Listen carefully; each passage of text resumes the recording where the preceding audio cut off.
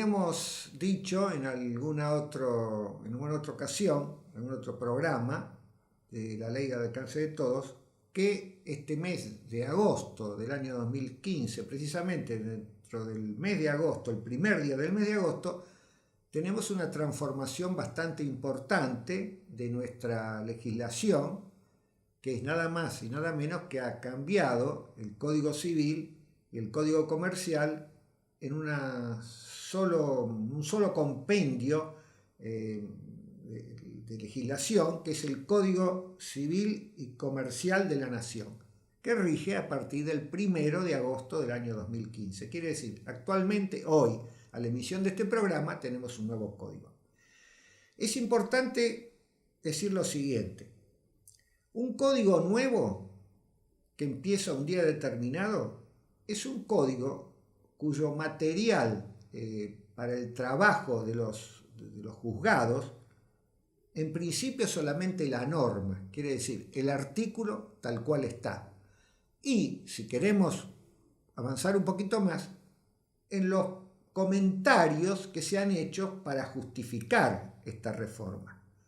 Pero recién el código va a tener vida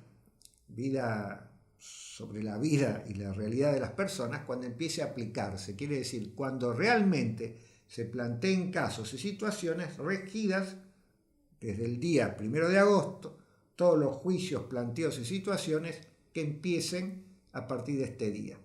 Quedó atrás entonces la vigencia del código anterior y tenemos esta nueva norma. Por otro lado, esto no equivale, digamos, al descubrimiento de América ni una transformación esencial de todas las cosas, sino una transformación esencial de algunas cosas, por ejemplo, con mucha importancia en el régimen de familia, pero no en todas las instituciones. Quiere decir, no es un cambio, llamaríamos catastrófico de la legislación, sino un cambio importante que va a estar sujeto a una interpretación futura de los jueces. Pero esta interpretación futura, volvemos a decir, tiene que estar siempre vinculada a la norma suprema de la nación: Código Civil, Código Penal. Los códigos procesales tienen una piedra de toque, algo que los legitima, que es el ajustarse a la Constitución Nacional. Quiere decir que la primera tarea de los jueces ante este nuevo código y sus normas será ver si estas normas y todas y cada una de ellas se ajustan a la normativa general, a los derechos, a las obligaciones, a los compromisos incluso internacionales que asume la Constitución Nacional. La piedra de toque de toda ley, de toda norma, es la Constitución Nacional. Es posible que pronto nos encontremos con que alguna articulación de este código sea declarada inconstitucional. Es posible y no es escandaloso. Muchos artículos de muchas leyes fueron en su momento declarados inconstitucional o interpretados no tanto tal cual la letra lo dice, sino interpretados de acuerdo a lo que la Constitución exige que debe ser aplicado. Entonces, para claridad de los que ven este programa, lo importante es saber que hay un nuevo código y que en consecuencia conviene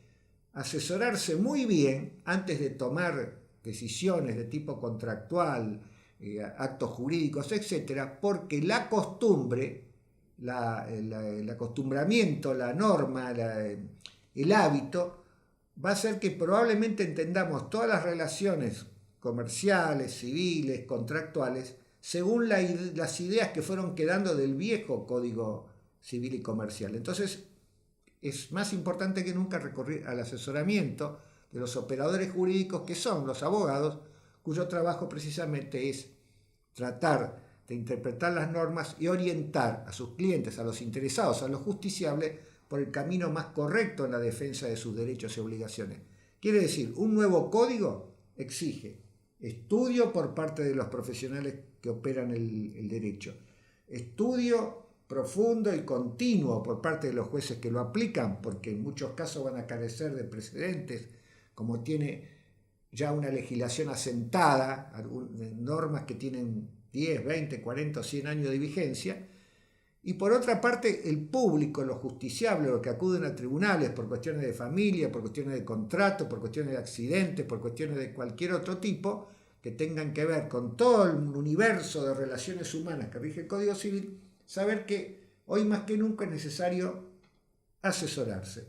Porque el no asesorarse puede convertir un contrato en algo nulo, por ejemplo, con todos los inconvenientes que trae. O en un contrato hecho según pautas del viejo sistema de ideas de ciertas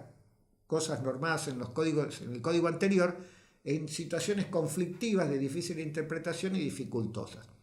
Entonces, lo que queremos decir es esto. Si bien el 1 de agosto del año 2015 rige un nuevo código, la realidad es que serán los tribunales, serán los juicios reales, serán los planteos de las partes los que van a hacer que este código efectivamente se aplique con todas sus características a través de la que hacen los jueces, que es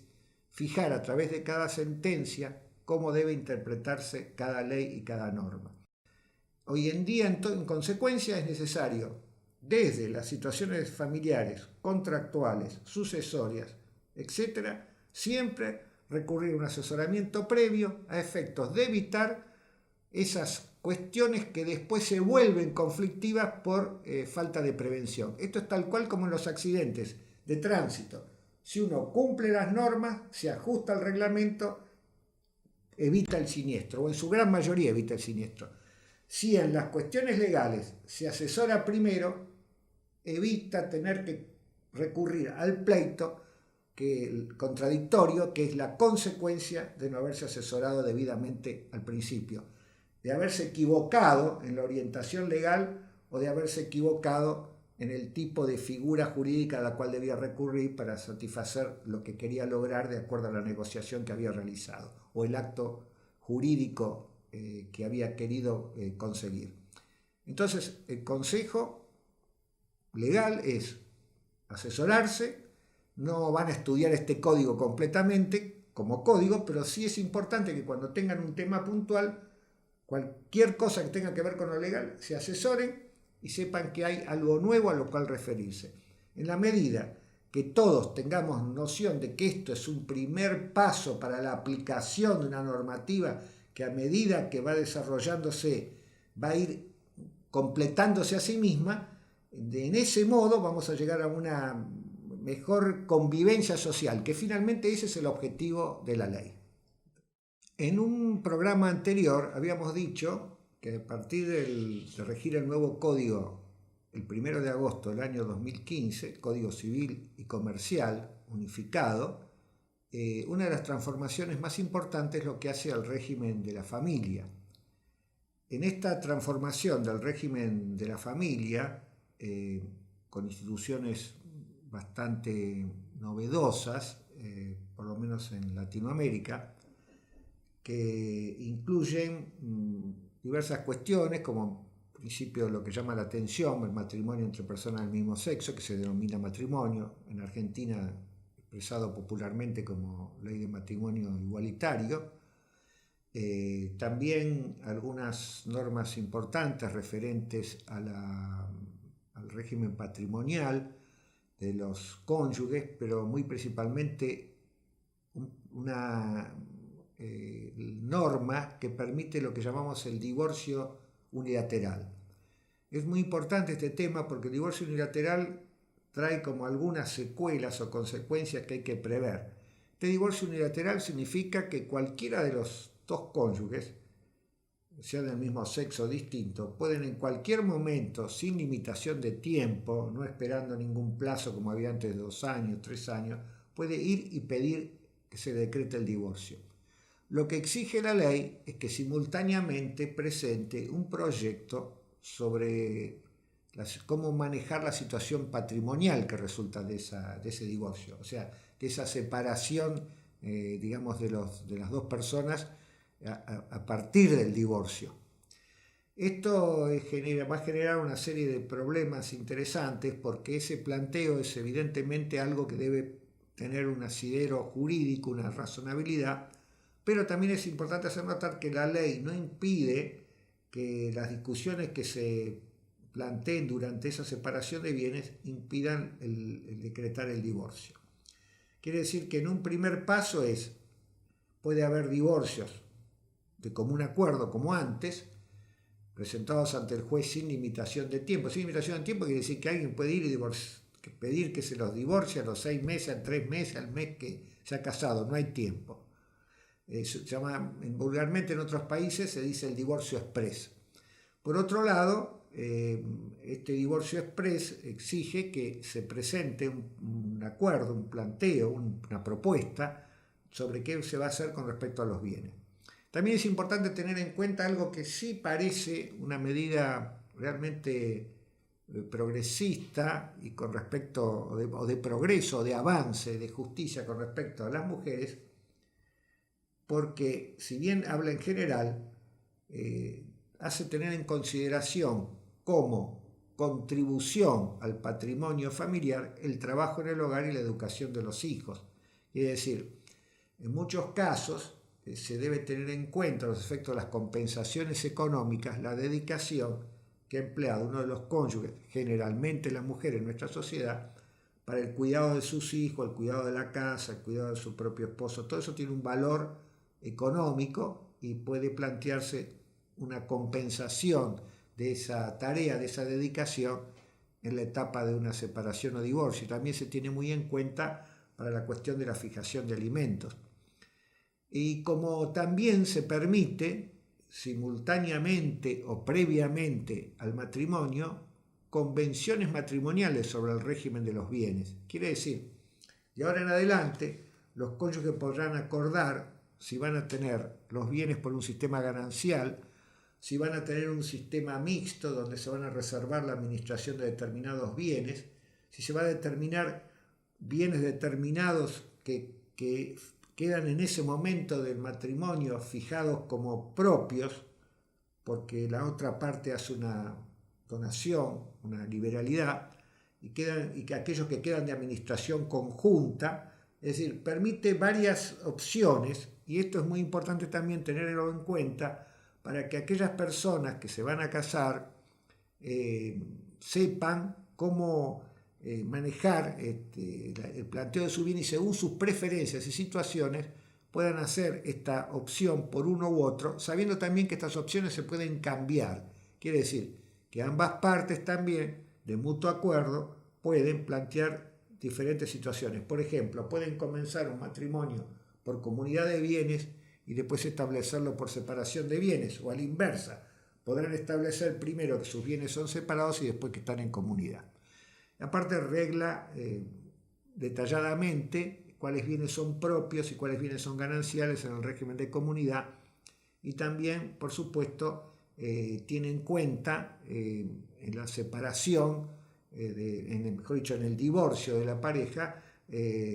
lo atinente a la cuantía de los alimentos que se deben a los hijos, digamos, teniendo en cuenta toda una serie de circunstancias, y esta compensación que me refería ante aquella persona que es la que se ocupa y tiene efectivamente la tenencia y el cuidado de los hijos menores de edad. También en esta nueva legislación se regula eso que se llama uniones convivenciales, que anteriormente se decían concubinato, pero estas uniones convivenciales en realidad no se transforma algo tanto más que el nombre, porque para que haya un régimen determinado con respecto a la claridad de los bienes que se aportan o no, es necesario tener un instrumento separado, un acuerdo separado. O sea, la validez de los aportes queda clara y determinada si hay un instrumento aparte que las partes establezcan por escrito. Quiere decir que no es tan simple que va a transformarse en un derecho los bienes que se tienen, que están muy claramente determinados por la misma situación de convivencia, sino que va a haber que analizar si realmente se realiza esa documentación, y si no existe se van a plantear algunas dificultades. También en el caso de unión convivencial se otorga un derecho al cónyuge después de la separación que permite que la vivienda le sea adjudicada durante un tiempo, que en la ley no excede de 2 años, y que esto permita, digamos, acomodar su futuro plan de vida. Esto, digamos, en cuanto a las uniones convivenciales y el matrimonio. En realidad no se dice nada específico sobre lo que llamaríamos clásicamente unión libre, quiere decir aquello que no queda registrado en ninguna parte, llamémosles unión libre, o lo que llamamos antes concubinato, porque en estas uniones convivenciales siempre hay una derivación a efecto de su certeza a la inscripción en un registro especial. Quiere decir, va a haber un registro de matrimonios, pero para que tenga efectos jurídicos serios y las partes sepan a qué atenerse, también va a haber un registro de uniones convivenciales. Quiere decir que no es tan simple lo que se ha establecido, sino que tiene bastante complejidad. El otro tema también es la adopción, de la cual podemos hablar en algún momento con más detalle, pero que pareciendo que es más simple, no es tan fácil. La adopción tiene algunas complejidades y en eso es en lo que el código merece algún tipo de crítica importante que otra vez vamos a esclarecer.